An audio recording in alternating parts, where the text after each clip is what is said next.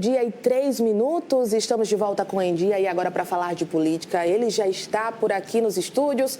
Paulo Roberto, você que entende do assunto, então vamos nessa, viu? Boa tarde. Tudo bem, Bruna? Tudo bem, graças a Deus. Outro dia teve um debate lá no rádio, porque, por incrível que possa parecer, ainda tem gente que se confunde com os períodos de cada dia. E a pergunta era, em quantas partes se divide o dia? Olha só, parece algo básico do curso primário, quando eu estudava, né? Madrugada, manhã, tarde e noite. Não tem outro jeito. Não, tá certo. Passou meia-noite, é madrugada do dia seguinte. Porque tem gente que confunde a madrugada de hoje com a de ontem. Mas na madrugada de ontem, não. A madrugada que passou já era de hoje. Virou meia-noite, é outro dia. Mas a gente vai relembrando por aqui, né, Paulo? É verdade. Faz parte, né? Afinal das contas, nós estamos numa TV educativa, aprendendo todo santo dia por aqui e, vez por outra, passando alguma coisa que a gente sabe e é perguntada por isso. Época das saias justas. Já houve saia justa lá no Japão, já teve saia justa no Vietnã, hein? Era um garoto que, como eu, amava os Beatles e os Rolling Stones, lembra disso? Agora teve saia justa na China. Alguém vai fazer uma música. Meme na internet é o pau que tem. Tá cheio de meme. A primeira meme foi patrocinada pela ex-presidente, a nossa querida titia Dilma Rousseff, inteligentíssima, como sempre. Ela achou de apresentar lá na China aos chineses, às autoridades, aos diretores, dirigentes de grandes empresas que pensam em investir aqui no Brasil, um mapa mundi inovado. Segundo Dilma, o IBGE, ninguém sabe se é a pedido dela ou não, ou de alguém do governo, elaborou um mapa mundi virado de cabeça para baixo com o Brasil no centro. Dizem, pelo menos está na internet, que a única coisa correta ali é que o Brasil realmente está de ponta cabeça, está de cabeça para baixo. Eu coloquei lá no blog Camisa 10, olha aqui, olha o mapa lá. Loucura total. Na China, Dilma exibe mapa mundi do IBGE de ponta cabeça. Aí o nosso paraibano conterrâneo, José Neumann Pinto, que não deixa barato esse tipo de situação, participou aqui da nossa coluna de ontem. Ele participa de novo da coluna de hoje, falando sobre essa saia justa patrocinada por Dilma Rousseff. Vamos ver. Fiquei sabendo que a ex-presidente Dilma Rousseff, protagonista de piadas da pior espécie, da falta de lógica, né? Aprontou uma na China. Mostrou o novo mapa mundi invertido do Instituto Brasileiro de Geografia e Estatística. Imagine só o IBGE. O IBGE que tem tanta fama, patrocinando piadas mais ridículas da história do humor, né? Que é o mapa invertido. Para botar o Brasil no centro e a Europa fora do centro. E para botar o Brasil de cabeça para baixo, que é como está o Brasil do Márcio Postman, presidente do IBGE, e do seu chefe Lula da Silva, né? Que patrocinou, inclusive, 2 gestões para Dilma Rousseff, essa verdadeira prova da potência, do caráter e da inteligência, que achou aquilo máximo. Brasil de ponta cabeça. Os chineses estão desde ontem rindo o tempo todinho desse negócio. IBGE, quem te viu, quem te vê.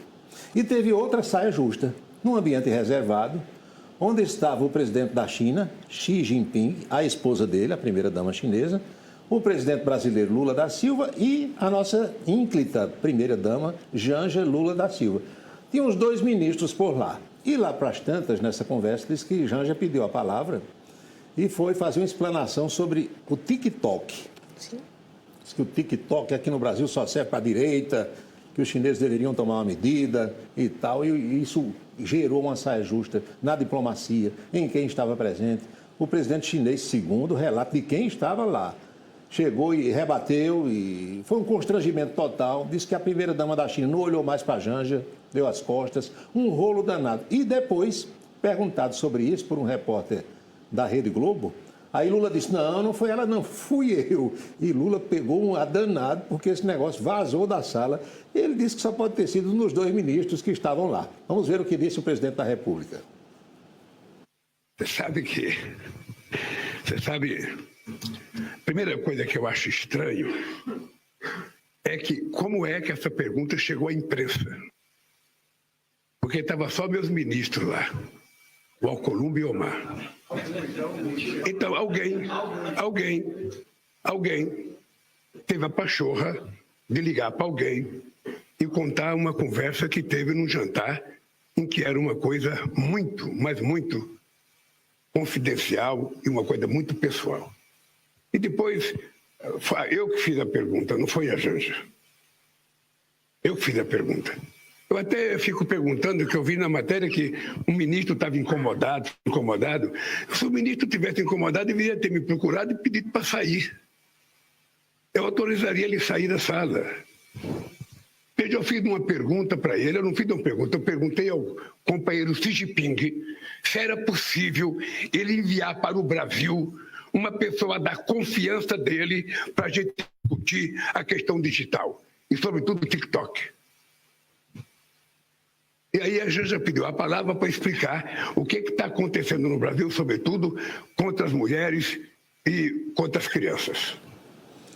Se o ministro tivesse incomodado, deveria ter pedido para sair. Ele disse que só tinham os ministros dele, mais Davi Alcolumbre. Então, o X9 e o Dedo Duro foi um dos que estavam lá.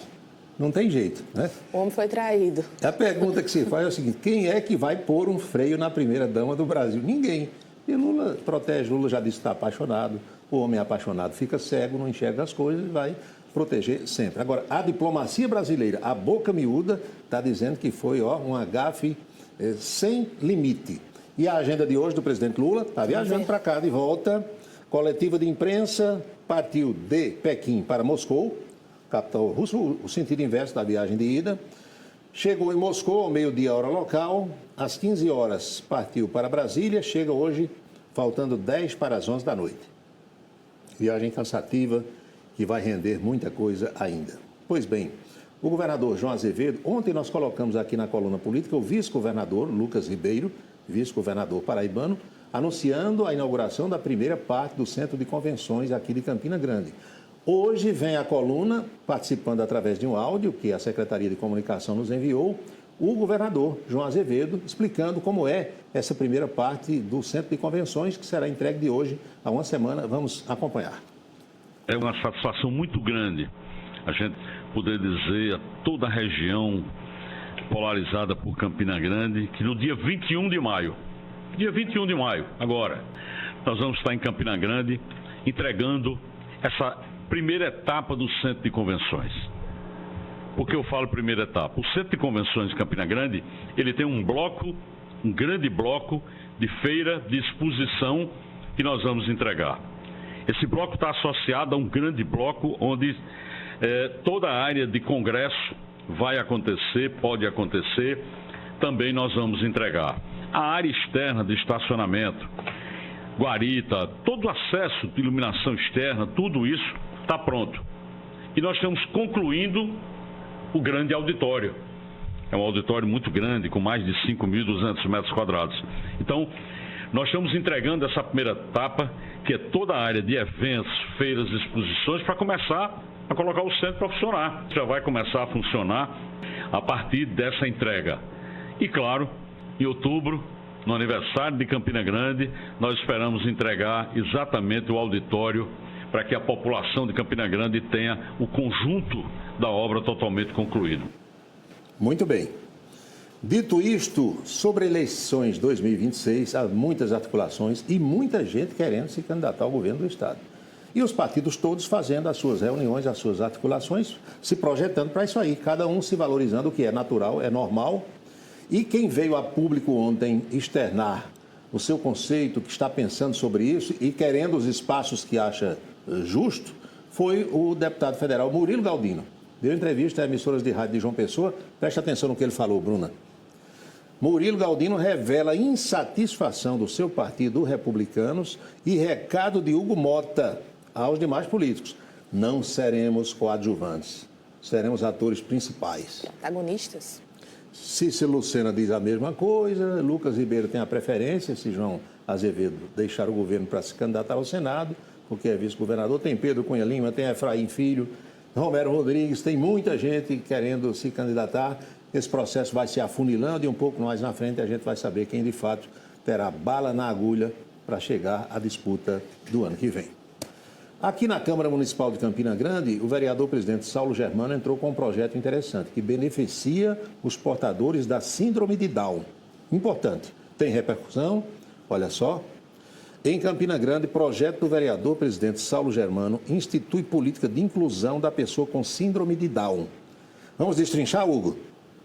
Segundo a proposta, Bruna, o programa tem como objetivos principais garantir os direitos fundamentais, promover a igualdade de oportunidades, combater a discriminação e assegurar a plena inclusão social, educacional, profissional e cultural das pessoas com síndrome de Down. Bacana. Muito interessante. Muito bacana. Ninguém tem dúvida da aprovação de um projeto dessa natureza, não é? Em algum dia da sua vida, minha cara jovem, você já teve uma crise de riso, de ficar rindo sem parar? Acho que todo mundo já, né, teve. Paulo? Já. Eu nunca tive, não. Já, com certeza. Acontece. E o que, aquele rir de chorar, né? Sim, o que a fez rir tanto? Alguma coisa assim especial? Aí não vou ler, não a vou queda de lembrar. alguém, o escorregão de alguém, tem essas coisas assim, Tem né? essas coisas, mas aí agora de cabeça eu não me recordo, não. Mas já houve algumas, né? Já sim. Uma vez eu estava em Boqueirão com alguns colegas de imprensa participando de uma festa e amanhecemos o dia na festa, fomos a um restaurante e chegamos lá, o pessoal começou a pedir café, queijo assado, essas coisas. E as xícaras todas foram postas para colocação de café sem o pires. Aí um colega de repente disse, a família Pires não mora por aqui não. Aí o dono do restaurante não entendeu. E todos os outros aqui começaram a sorrir, porque entenderam a pergunta, entenderam. Foi uma risadagem geral, eu lembro bem desse fato. Mas na cidade de Colatina, que fica no estado do Espírito Santo, estado capixaba, que é vizinho ao Rio de Janeiro, o vereador presidente da casa, naturalmente ele presidia uma sessão do Parlamento Municipal e foi apresentar os projetos que estavam ali na pauta de votação. Foi agora no mês de março passado. De repente, ele cita o projeto de um colega vereador que pensa em estabelecer algum tipo de norma para quem é chegado a um baseadozinho, um cigarro de maconha. E não é que quando lê o projeto, esse vereador foi de repente acometido de uma crise de riso, não suportou o riso e a plateia inteira começou a rir, os outros vereadores e quem estava nas galerias. A nossa boca maldita de hoje vem de Colatina, no Espírito Santo, vamos acompanhar. Projeto de Lei 33/2025, vereador Vitor Lousada. Dispõe sobre a infração administrativa para quem consumir maconha em ambiente... Perdão. Maconha em ambiente familiar e próximo a crianças e adolescentes do município de Colatina. E damos providência.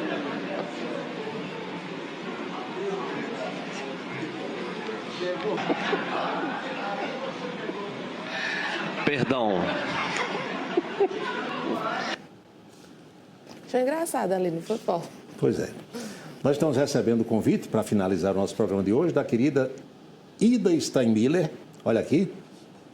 Lançamento de um livro hoje da Ida Steinmiller. Instituto Histórico de Campina Grande. O Guto não vai me mostrar essa imagem, eu não acredito. Não, estamos sem essa imagem, Estamos sem essa imagem. Vai ser às 18 horas. Se der para o Herbert mostrar aqui, dá uma aproximada numa dessas câmeras aqui, Herbert, por favor. É o livro Lançamento Rememorando a história da nossa querida Ida Steinmiller, do Instituto Histórico de Campina Grande. Vai ser nas antigas dependências do Chopp do Alemão, que fica na Praça Alfredo Dantas, aqui no centro de Campina Grande. Quero agradecer. Não vai dar para comparecer por conta do programa de rádio, que começa mais ou menos nessa hora. Mas fica o registro, né, Paulo? Fica o registro. Já recebi o exemplar que ela deixou aqui na televisão. É uma pessoa de quem a gente gosta muito e uma mulher que, junto com os seus irmãos e as suas irmãs, né, tem história em Campina Grande, gentileza e tudo mais. É isso, Bruna. Por hoje só? Estaremos até a sexta-feira juntos aqui. Isso mesmo. A Anchieta está em falta com a gente. O Monsenhor Anchieta está em outras missões. Isso mesmo. É isso. Obrigada, Tchau, Paulo. Bruna. E agora chegou a hora da gente acompanhar as novidades da política lá direto de Brasília com o Napoleão de Castro. Nesta quarta-feira a gente volta de Brasília para atualizar, para levar as informações dos bastidores e os fatos de hoje aqui direto do Planalto Central. O presidente da Câmara dos Deputados, Hugo Mota, Republicanos Paraíba, afirmou que o Parlamento brasileiro está disposto a fazer o debate fiscal que vai impactar nas taxas de juros. Ele disse que precisa avançar numa legislação que seja mais eficiente e que entregue serviços públicos com mais qualidade. Mota destacou também a alta carga de isenções fiscais no país. Segundo ele, são 650 bilhões em sanções em vários setores e isso precisa ser revisto. Mota entende, inclusive, que essa será uma das mais importantes fontes de recursos para conseguir baixar juros e aumentar a capacidade de investimentos do país.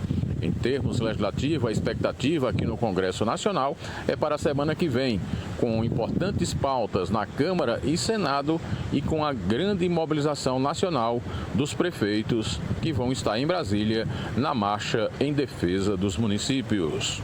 São as informações, as notícias nesta quarta-feira, 14 de maio, de Brasília, para o Em Dia da Rede ITA, Napoleão de Castro. Muito obrigada, tá, Napoleão, pelas informações. E agora chegou a hora da gente acompanhar, né?